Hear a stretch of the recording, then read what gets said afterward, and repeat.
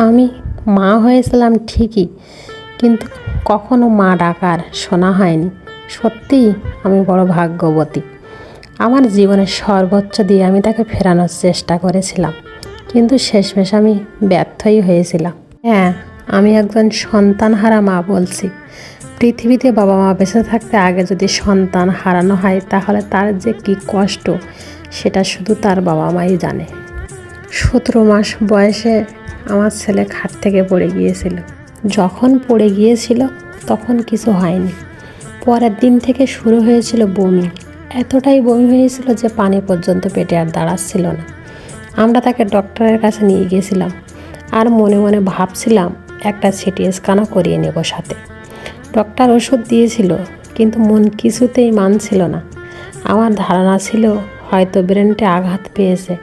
CT scan করিয়েছিলাম, কিন্তু CT scan করানোর পরে ডক্টর রিপোর্ট দেখে যেটা বলেছিল আমাকে, আমি সেটা শোনার জন্য একদমই প্রস্তুত ছিলাম না। ডক্টর বলেছিল আমার ছেলের নাকি ব্রেন টিউমার হয়েছে। কথাটা শুনে আমার মনে হয়েছিল মাথায় যেন আকাশ ভেঙে পড়েছে। আমি কথাটা কিছুতেই বিশ্বাস করে উঠতে পারছিলাম না। আমার দুটি চোখ দিয়ে শুধু অবঝরে পানি আসতেছিল। আমি কিছুতেই সেটা কন্ট্রোল করতে পারছিলাম না। আমার কান্না দেখে হাসপাতালের লোক আস্তে আস্তে সব জড়ো হতে লাগলো।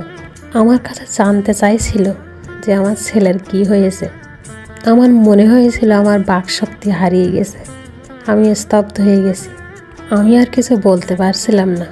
ডক্টর ওর বাবাকে বলেছিল পৃথিবীর আর কোনো ওষুধ নেই ওর জন্য যেটা ওকে ভালো করতে পারে। অপারেশন করতে হবে, অপারেশন ছাড়া কোনো পথ নেই। আমি ভেবেছিলাম এখানে রিপোর্ট হয়তো ভুলও হতে পারে। বাড়ি এসে ভাবলাম আমি ওকে ঢাকায় নিয়ে যাব, বড় বড় ডাক্তার দেখাবো, হয়তো রিপোর্ট ভুলও আসতে তো পারে। তারপরের দিন ঢাকায় নিয়ে গেলাম। ঢাকার সবচেয়ে বড় বড় নিউরো সার্জন দেখালাম 5 জন ডক্টর। তারা ওকে আবার সিটি স্ক্যান করতে দিল, অনেক পরীক্ষাও দিল, কিন্তু রিপোর্ট আর পরিবর্তন হলো না। ওরাও অপারেশনের কথা বলছিল যে অপারেশন ছাড়া কোনো মতে এটি সম্ভব না ভালো হওয়া। ওর বাবা দেরি না করে 2 দিনের মধ্যেই অপারেশন করিয়ে নিল। ডক্টর বলেছিল ভালো হয়ে যাবে, আর কিছু হবে না। কিন্তু আমার ভাগ্য হয়তো অতটাও সহায় ছিল না। অপারেশনের 8 মাসের মাথায় আমার ছেলের আবার প্রচণ্ড বমি শুরু হয়। পুরো 1 সপ্তাহ সে ঘরে পড়েছিল, এতটাই অসুস্থ ছিল। তারপর ওকে আবার ডক্টর দেখাতে নিয়ে গেলাম। ডক্টর সিটি স্ক্যান করিয়ে বলল টিউমারটা ওখানে আবার হয়েছে। আমরা ওকে সাময়িক ট্রিটমেন্টটা দিতে পারি, আপনারা বাইরে নিয়ে যাওয়ার ব্যবস্থা করুন। আমার ছেলেকে হাসপাতালে ভর্তি করলাম।